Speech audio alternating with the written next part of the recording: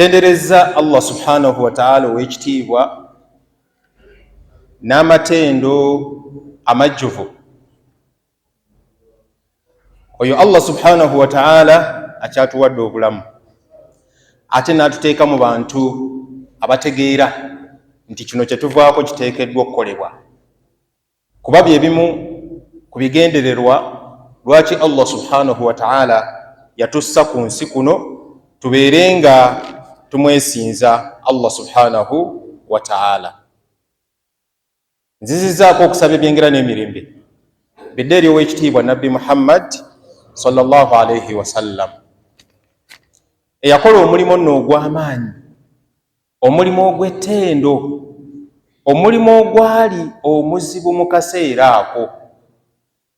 N'atandika bw'omu n'asomesa abantu. Mwana wattu essaawa ya kaakati abasiraamu tuli nkuyanja na nkuyanja. Tusaba Allah subhanahu wa ta'ala amusasulemu musera, musasulemu kijjuvu mu mulimu ogwo ogw'amaanyi gwe yakola, n'abo bonna abanaatambulira mu buufu obwo okutuusiza ddala Allah subhanahu wa ta'ala lwalisaanyaawo ensi eno n'ebigirimu. Kuba naye akaseera ako akadde ako gye kali, ng'ensi tekyaliwo, ng'eggulu terikyaliwo. Olunaku lwaffe luno olwaleero njagala njogere ku bye njogedde mu ntandikwa. Allah subhanahu wa ta'ala atugamba mu kitabo kye ekitukuvu Qur'an nti bw'aba agaba abaana, bw'aba atuwa abaana, yahab liman yasha inatha, bw'aba yagadde mu bantu ffe amuwa abaana ab'obuwala, nga buli gw'ozaala mwana muwala. Ne bw'ogezaako n'ogamba nti kampaseeko omukyalo omulala, era bw'oddamu okuzaala era n'ozaala baana ba buwala. Wa yahab liman yasha dhukura, ate gw'aba yagadde Allah amuwa abaana nga ba bulenzi, nga ye mwana wattu azaala balenzi beereere. Ne bw'agezaako awasa owokubiri, awasa owokusatu, awasa owokuna, ye buli gwe bazaala aba mwana mulenzi. Oli Allah mu baddu be gw'aba yagadde amuwa abaana ng'azaala bawala beereere. Ate era mu bantu gw'aba yagadde n'amuwa abaana ng'azaala balenzi beereere. Aw yuzawijuhum dhukuranan wa inatha, oba gw'aba yagadde ate n'aba ng'amuwa abaana ab'obulenzi n'amuwa n'abaana ab'obuwala. Wa yaj'al man yasha aqima, ate gw'aba yagadde n'atamuweera ddala, n'aba nga mugumba tazaala. Bwe twogera ku bugumba, omuntu ayinza okulowooza nti bakyala bokka, ne mu basajja eriyo abasajja nga tebakola ki? Nga tebazaala, nga ne bwawasa omukyala tazaala. Naye omukyala bw'avaawo n'agenda n'afumbirwa ewalala, omukyala akola ki? Omukyala azaala. N'owasa asooka oluusi n'omugwana ogamba mukyala tazaala, tazadde ku mwana. Omukyala n'agenda n'afumbirwa awalala n'azaala. Gwe n'owasa omukyala owookubiri era n'ogenda ng'ensonga y'emu, naye n'agenda oba n'omugoba n'agenda ewalala n'akola ki? N'azaala. So ensonga y'obugumba, omuntu obutazaala, tekiri nti kiri ku bakyala bokka. Abasajja mwebali n'abakyala mwebali, okusinziira mu tteeka eryo mu aya ya Allah subhanahu wa ta'ala gy'atulitegeezezza. Gw'aba yagadde amuwa abaana ab'obulenzi bokka, gw'aba yagadde amuwa ab'obuwala ng'azaala bawala bokka, gw'aba yagadde amuwa abalenzi n'abawala, gw'aba yagadde amufuula nga tazaala, nga mugumba. So what? Tekyetaagisa musiraamu nti bw'oba ozadde ng'ozaala baana ba buwala bokka ogende ku mulaguzi olagule, weeraguze lwaki nzaala baana bawala bokka.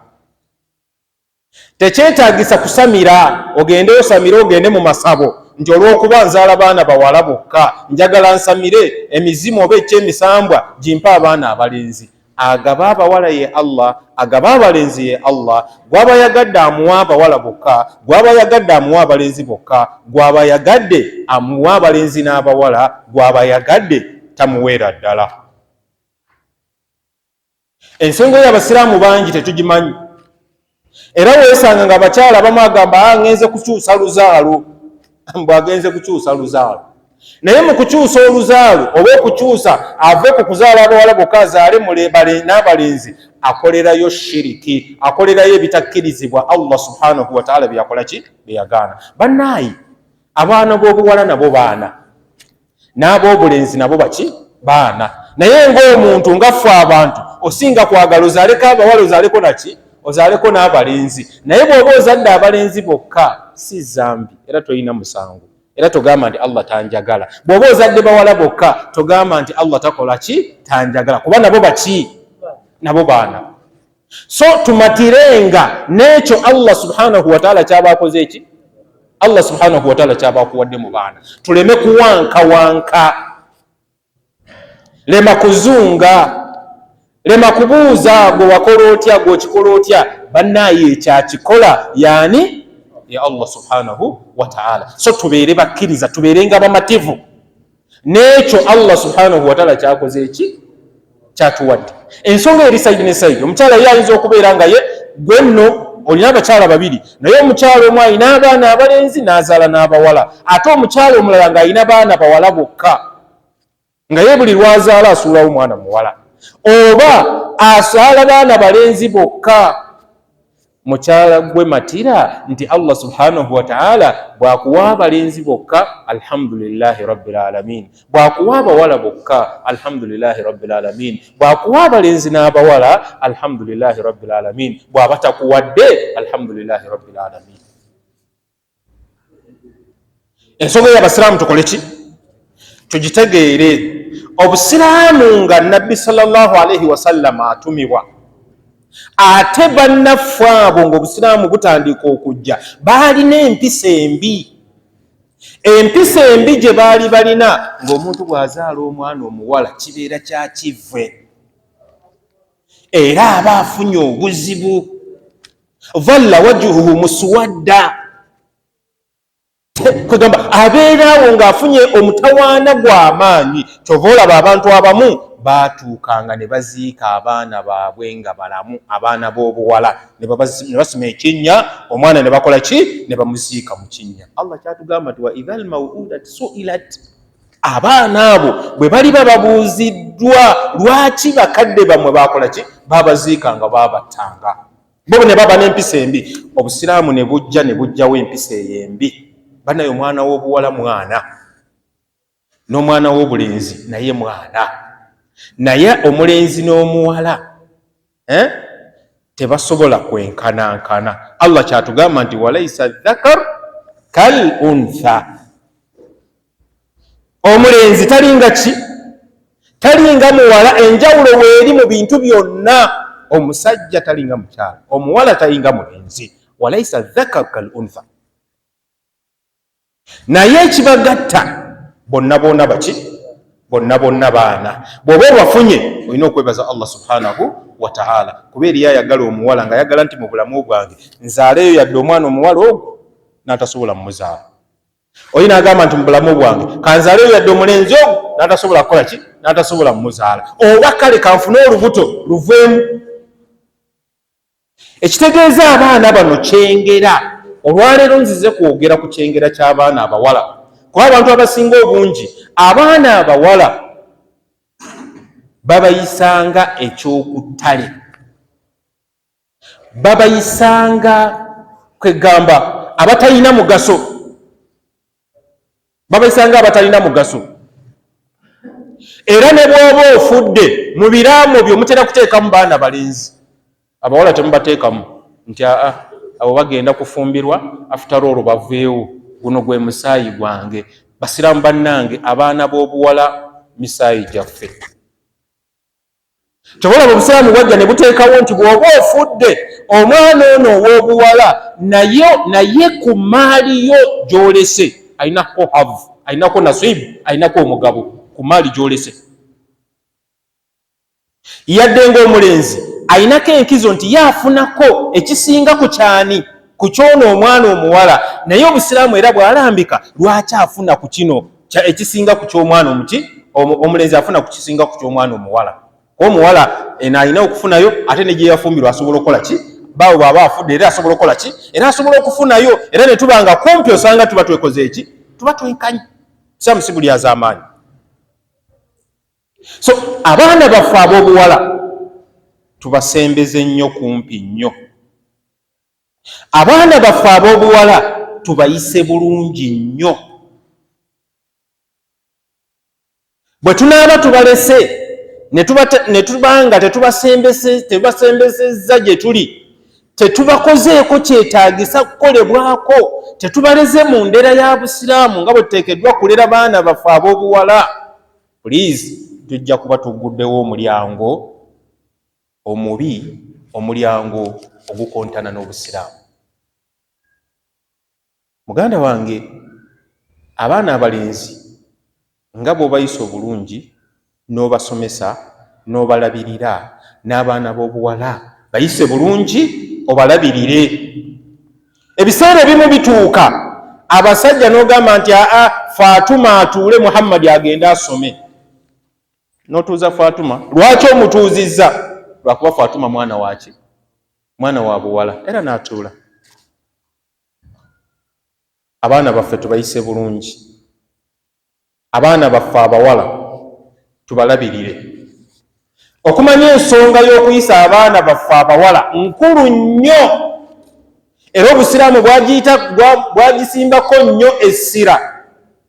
Hadith erimu Imaamu Ahmad, Musnad Imaamu Ahmad, ne mu Sahih Ibn Majah, hadithi ya Uqba bin Amir قال سمعت رسول الله صلى الله عليه وسلم يقول من كان له 3 بنات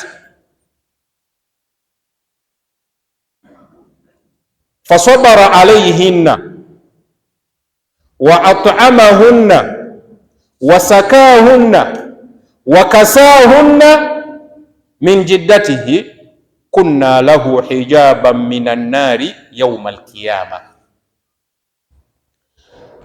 Uqba bin Amir ategeeza nti Nabbi Muhammad sallallahu alayhi wasallam bwe yali akkaatiriza ensonga y'abaana ab'obuwala yatubuulira hadiisi eno gye njagala okubatuusako olwaleero.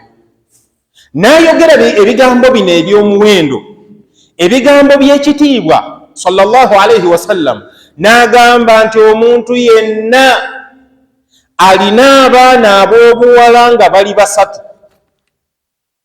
n'obeera n'abaana abawala 3, abaana abo ab'obuwala 3, fasabara alayhinna, n'ogumikkiriza obuzibu obuli mu baana abo ab'obuwala. Kuba amazima gali nti abaana b'obuwala balina obuzibu bwabwe. Olina okubeera omuntu abawuliriza bye bagamba, n'obateekako amaaso embeera gye bakola ki, embeera gye beeyisaamu. Kati bw'ogumikkiriza obuzibu obwo bwonna bwonna, wa at'amahunna, abaana abo ab'obuwala era n'oba ng'osobola okubayimirizaawo mu byendya, ng'obagulira emmere ne bakola ki, ne balya ne bakkuta. Si ekyo kyokka, wasakaahunna, abaana abo ab'obuwala n'oba ng'osobola okubayimirizaawo mu byokunywa, ebyokulya, ebyokunywa. Wakasaahunna, n'oba ng'osobola okwambaza abaana abo ab'obuwala. Naye ng'ebyo byonna obikola okusinziira ku nsawo yo nga bwe yenkana, okusinziira ku nfuna yo nga bwekola ki, enfuna yo nga bwe yenkana. Nabbi sallallahu alayhi wa sallam atugamba nti omuntu akola ebintu ebyo byonna, kunna lahu hijaban minan naari yawma alqiyama. Omuntu oyo endabirira gy'alabiriddemu abaana be ab'obuwala 3 aba amaze okufuna ejjiji erigenda omukugira okubeera ntayingizibwa mu muliro. Allah subhanahu wa ta'ala tagenda kuyingiza muntu mu muliro abadde n'abaana ab'obuwala abameka? 3, n'abalabirira bulungi, n'agumikkiriza, n'abaliisa, n'abambaza, n'abanywesa. Allah subhanahu wa ta'ala agenda kuteekawo ejjiji ku muntu oyo abeere nga tayingizibwa ki? Abeere nga tayingizibwa mu muliro jahannama, waliyadhu billahi min dhalik. Abaana baffe ab'obuwala betulina kuba embeera eriwo nti abantu singa kuzaala bawala era ssaawa yakakati bw'otunulira mu Uganda abakyala batusinze obungi mu sensasi eyakavaako. Sensasi eno ejje baakamala mu Uganda abakyala babadde bangi nnyo okusinga abaana abaki abaana ab'obuwala. So ffe ng'abasiraamu otulina enjigiriza ya Muhammad sallallahu alaihi wasallam ne Allah subhanahu wa ta'ala tulina okubeera nga tulabirira abaana baffe ab'obuwala. Allah subhanahu wa ta'ala atuteerewo ejjiji tubeere nga tetuyingizibwa fiinaari jahannama. Naye tunuulira abaana bo ab'obuwala b'olina obalabiridde bulungi? Olina basatu obalabiridde bulungi? Obasomesezza eddiini yaabwe? Essola bagitegeera? Empisa zaabwe ziri zitya? Si be bano abasiba ebiviiri ne bituuka eno wansi ne bikweya? Si be bano essola etuuka nakugamba nti nze ebyessola si byendiko? Si be bano abambala obukete? Tunuulira omwana wo ow'obuwala asobola okubeera ensonga okubeera nga owona omuliro. Omwana wo ow'obuwala asobola okubeera ensonga okubeera nga owona omuliro. Kwa Nabbi sallallahu alaihi wasallam amaze otubuulira omuntu bw'abeera n'abaana basatu ab'obuwala fasabara alayhinna wa at'amahunna wa kasaahunna wa sakaahunna kunna lahu hijaban minan naari yawma alqiyama. Omwana wo ow'obuwala ali atya? Vako abaana bo balabiridde otya? Bataga tulina embeera nga buli lw'okomawo waka okomawo ng'oteeseeko ebanja toyagala kuyita mu maaso mbolowooza weeteekerawo ki baana kubeera nga basabaani. Mwana we bw'ajja n'akugamba taata sirina pads okwata ne ku mutwe n'ogamba Allahu akbar, omwana ono ayononese. Azisabaani? Azisabaani? Era gwe bw'otamuwa ani agenda ozimuwa? Era ekyo toyagala kiwulira mu matuugo okikugamba kati ekyakigamba ani? Bw'aba alina maama we wakiri awaka alhamdulillah asobola okigamba maama we, naye tujjukire waliwo abaana nga talina maama we awaka. Nga gwe taata olinawo n'abaana bo bokka tolina mukyala waka, kati omwana wo ekyo agenda kigamba ani? Taata sirina nnika okwata n'ogamba astagfirullah astagfirullah astagfirullah alalil azim, omwana ono ayononeike. Kati azisabaani? Era omusindika kukola ki? Nabbi sallallahu alaihi wasallam kyatugamba nti omuntu yenna alina abaana abameka ab'obuwala nga basatu fasabara alayhinna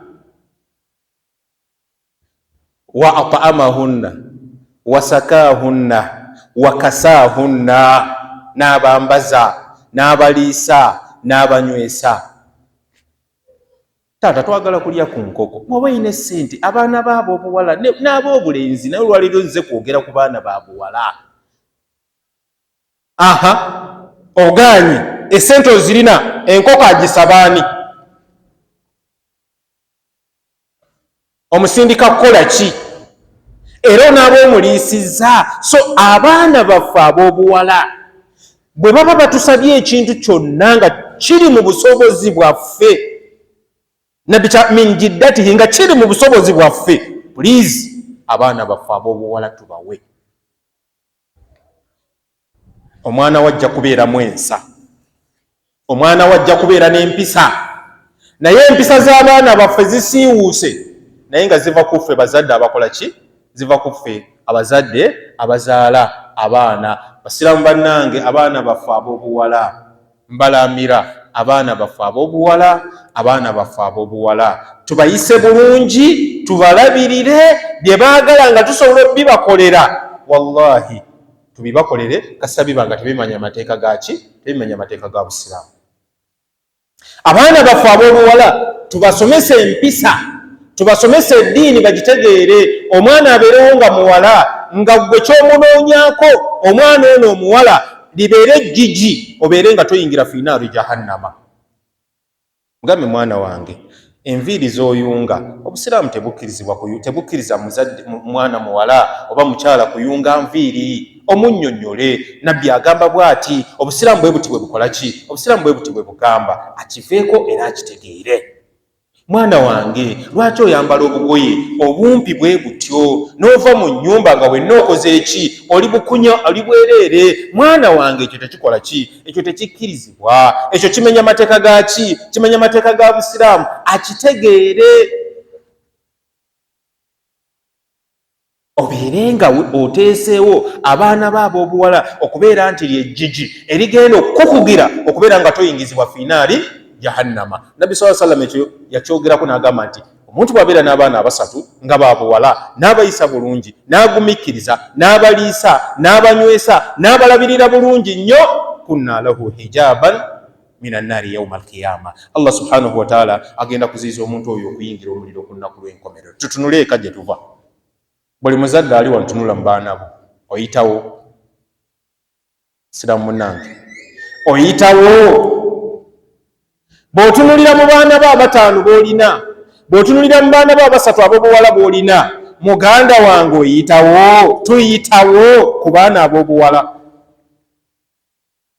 Eyo hadisi rawahu Imaamu Ahmad wa Ibn Majah. Tufunemu ekyokuyiga. Abaana baffe ab'obuwala baliko ejjana. Abaana baffe ab'obuwala baliko okubeera nga Allah atuwonya okuyingizibwa finaali jahannama. Tukoze tutya? Ddayo eka otuule, weetegereze ebigambo bye twogedde, obikolereko, oteekewo embeera Allah subhanahu wa ta'ala okubeera nga takuyingiza finaali jahannama. Waliyadhu billahi min dhalika. Hadithi endala, hadithi ya Anas bin Malik radiyallahu anhu. قال رسول الله صلى الله عليه وسلم من عال جارتان بمعنى بنتين حتى تبلغ جاء يوم القيامة أنا وهو وضم أصابعه. رواه مسلم. حديث يوكبيري إفاكو أنس بن مالك sahaba wa kitiibwa nnyo. Anas bin Malik yali mu nnyumba y'ekitiibwa Nabbi Muhammad sallallahu alaihi wasallam. Atugamba nti Nabbi sallallahu alaihi wasallam atugamba nti omuntu yenna, ndoza mu Luganda okwola oba bw'akuza abaana ab'obuwala n'abakuza bulungi abaana ab'obuwala babiri. Hadisi yasoose tugambe bameka? Basatu. Kati hadisi eno ya Anas bin Malik ye ate tugamba abaana bameka? Babiri. Senga obeera n'abaana ab'obuwala babiri n'obakuza bulungi, n'obalabirira bulungi, n'obasomesa eddiini, ne babeera ab'obuvunaanyizibwa, ne babeera abaana abawala nga kwegamba buli omu baakubirako ekifaananyi nti bannaye senga nange nina nga bawala ba gundi, ne babbinkira mu ki? Mu busiraamu.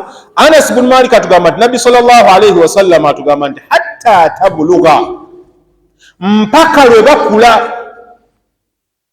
Olina abaana ab'obuwala babiri, n'obalabirira bulungi, n'obakuza bulungi, n'obasomesa eddiini, ne baba bannaddiini, ne baba abantu ab'obuvunaanyizibwa mu nsi muno. Hatta tabluga, mpaka lwe bakola ki? Lwe bakula. Kuba bwe bakula baba balina kuvaako gwe obuvunaanyizibwa obukwasa abantu abalala.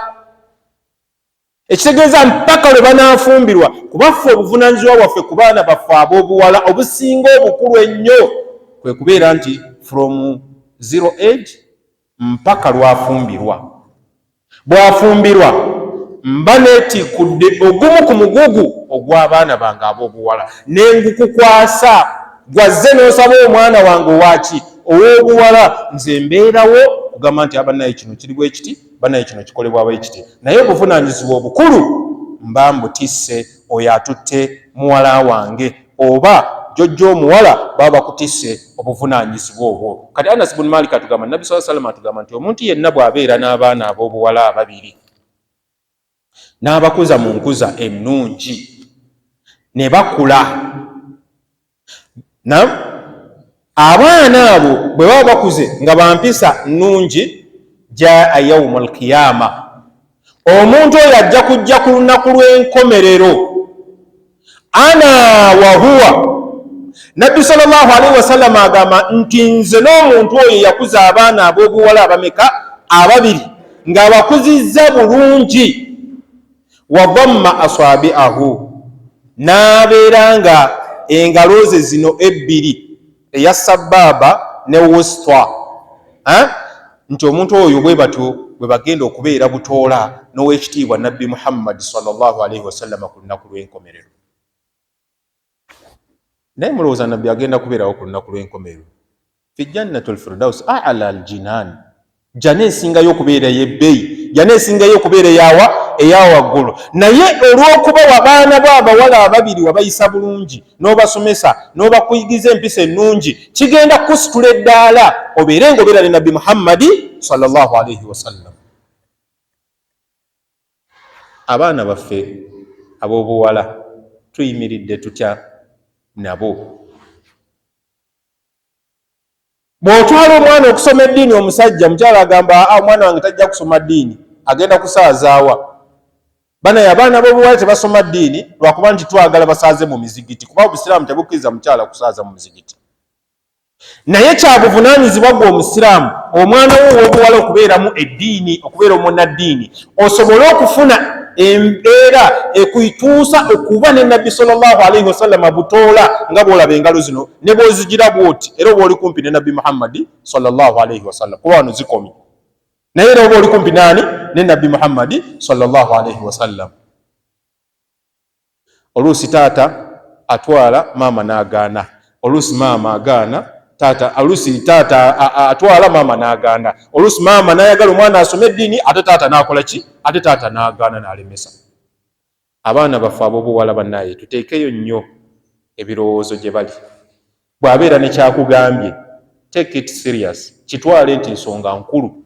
Taata sirina kino kimuwe, kuba bonna tokimuwadde, ajja kufunayo abalala abajja okkimuwa, ate nga bakimuwa mu bubi. Ekigenda okujjako okubeera ntoli wamu ne Nabbi Muhammad sallallahu alaihi wasallam ku lunaku lwaki? Ku lunaku olw'enkomerero. Hadisi gye nsembyayo, Nabbi Muhammad sallallahu alaihi wasallam atugamba mu hadisi ya Aisha. Aisha mumanyi bulungi nnyo, maama w'abakkiriza radiyallahu anha. Nabbi sallallahu alaihi wasallam agamba nti man ibtuliya bi shay'in min albanat fasabara alayhinna kunna lahu hijab min an-nari. Nabbi sallallahu alaihi wasallam atugamba mu hadisi yayogera Aisha radiyallahu anha nti omuntu yenna Allah gwagezesa n'omwana n'abaana ab'obuwala, Allah Nabbi yakiyita kigezo, kuba batono nnyo abayinza okiyita ibtila, ikhtibar, imtihan. Batono nnyo abayinza okuyita ekigezo ku mwana ow'obuwala. Omuntu atuuka n'okugamba nti nze abaana nabavaako, abaana abange abawala nabavaako. Wabavaako walekeraani? Ani abazaala? Era obuvunaanyizibwa buli kwani? Ssebo oba nnyabo toyina bavaako, kuba babo gwo bazaala, gwo bavunaanyizibwako. Man ibtuliya bishay'in min albanat fasabara alayhinna, n'ogumikkiriza Allah akuwadde bawala beereere, kuba abawala obakuza obbateeka ku mustawa, obbateeka ku layini entuufu, tokiyita kya muzannyo. Fasabara alayhinna, naye n'obeera mugumikkiriza, kunna lahu hijaban min an-naari.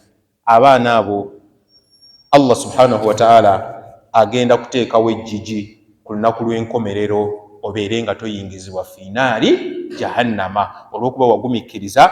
Abaana n'obayigiriza empisa ennungi, abaana n'obasomesa eddiini yaabwe ne bakola ki? Ne bagitegeerera, ne bagissa mu nkola. Abaana ne baba baggonjebwa, abaana ne babeera baki? Abaana ne babeera bampisa.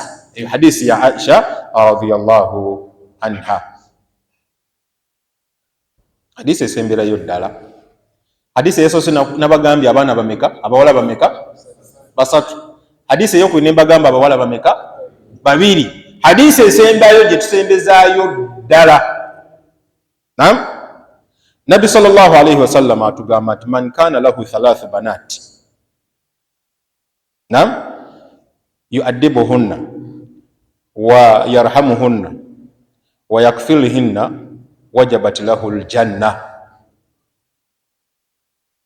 albatta, wajabat lahu aljanna albatta. Faqila ya rasul Allah fa in kanat ithnatayn, qala wa in kanata ithnatayn, qala faraa alqawm annahu law kanat wahida laqala hatta wahida. Hadisi eyo Nabbi sallallahu alaihi wasallam ategeeza nga atugamba nti omuntu yenna bw'aba alina abaana ab'obuwala basatu, yu'addibuhunna, n'abayigiriza empisa ennungi, wa yarhamuhunna, n'abeera musaasizi eri abaana be ab'obuwala, wa yakfilhunna, abaana abo n'abanga abakuza bulungi, abatendeka bulungi, wajabat lahu aljanna albatta, ateekeddwa okuyingira ejjana mbagirawo. Ateekeddwa okuyingira ejjana ki? Oluvannyuma lw'okubeera nti alabiridde abaana abameka ab'obuwala abameka? Abasatu. Sahaba omu kwe kuyimirira n'agamba Nabbi, ogambye alina abaana abasatu, kati ate ffe tulina abaana ab'obuwala ababiri. Nabbi n'agamba nti oli ne bw'abeera na babiri naye wajabat lahu aljanna albatta. Sahaba atubulira hadisi yagamba nti natunuulira abantu nga ne bwevaayo oli n'agamba nti bwe mbeera n'omu, era Nabbi yandigambye nti n'ow'omu. Kati ssebo bw'obeera n'omwana ow'obuwala omu, n'omulabirira bulungi, n'omukuza bulungi, n'omuyigiriza eddiini ye, n'omusomesa ebitakkirizibwa, n'omusomesa ebikkirizibwa mu Busiraamu, wajabat laka aljanna. Bw'obeera n'ababiri n'okola kyekimu, wajabat laka aljanna. Bw'obeera n'abasatu n'okola kyekimu, wajabat laka aljanna. Kati ate bw'obeera n'abataano, ekyo ate tobuuza oba kyeyongerayo ki? Kyeyongerayo bweyongezi. Basiraamu nva waggulu nga mbagamba, abaana baffe ab'obuwala mubalabirire bulungi. Abaana bo ab'obuwala lema banegelectinga, lema kubaleka awo nagalaale. Bw'aba ne kyakusabye kyonna ng'olina obusobozi, please kimuwe. Abaana bamanyi otusaba ebyo n'ogamba genda ewa maama wo, naye nga ne maama w'omwana takola, gw'okola. Nabagambye abaana balina ebyetaagisa nga ffe bataata ffe tulina obigula. Omwana ayagala pads, nabagambye paadi ani agenda ozigula? Taata gwe olina ozigula.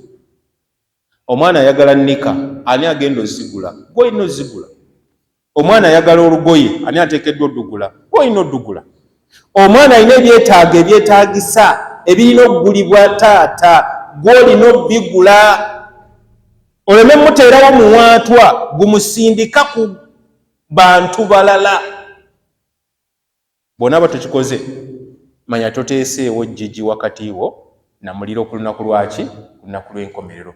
Abasajja ennaku zino musinga nnyo kufa ku baana bammwe balenzi ab'obulenzi, era ng'ogamba guno gwe musaayi gwange. Bassebo ne bannyabo ne guli musaayi gwo, ne bali baana bo, era nabo bantu, era nabo beetaaga okukola ki? Okulabirirwa. Abasajja ffe tuli wano ffenna tulina abaana, abalina buli alina omwana. Bw'otandika okugula epoloti otandikira ku mulenzi, n'oddako era n'ogulira mulenzi, n'oddako era n'ogulira mulenzi, n'oddayo era n'ozimba ennyumba, n'ozimbira eyasooka, n'ozimbira owokubiri, ng'ab'obuwala tokoze eki? Tobafuddeeko. Bassebo ne bannyabo, abaana b'obuwala nabo baana, nabo beetaaga tubawe, nabo beetaaga tubakolerere. Era oyinza okusanga mu maka ng'ate omuwala y'obuvunaanyizibwa okusinga ate ku ki? Okusinga ate ku balenzi. Tuyise bulungi abaana baffe ab'obuwala. Lwendijja ku lw'abalenzi nalwo ngenda babuulira, naye olwaleero nazze kubabuulira ku buvunaanyizibwa bwaffe eri abaana baffe ab'obuwala be tukola ki? Abaana baffe ab'obuwala be tuzaala abaana boononese naye ng'obuzibu buvudde ku taata, obuzibu buvudde ku maama. Olw'okuba taata toyagala kuwuliriza byana bawala, toyagala owuliriza by'abalenzi bokka, eby'abawala toyagala kukola ki? Toyagala kuwuliriza. Bwe kuba kusoma omuwala atuula, omulenzi n'agenda n'akola ki? Omulenzi n'agenda n'asoma. Bannaye tuyige okubalansinga embeera wakati w'abaana baffe be tukola ki? Wakati w'abaana baffe be tuzaala. Nsaba Allah subhanahu wa ta'ala ateeke mu bantu abajja okubeera nti batuuka ku lunaku lw'enkomerero ng'abaana baffe jjiji okubeera nti tetuyingizibwa mu muliro. Ateeke mu bantu abagenda okubeera okumpi ne Nabbi Muhammad sallallahu alaihi wasallama ku lw'abaana baffe ab'obuwala. Nsaba Allah subhanahu wa ta'ala atuyingize ejjana ku lw'abaana baffe ab'obuwala, atuwe obusobozi obusobola okubeera nti tubalabirira bulungi, tubasomesa bulungi, tubaliisa bulungi, kwegamba nga tubakolera buli muzadde kye yandibadde akolera omwana we waki? Omwana we ow'obuwala. أقول ما تسمعون وأستغفر الله العظيم لي ولكم وصلى اللهم على نبينا محمد وآله وصحبه وسلم والسلام عليكم ورحمة الله وبركاته.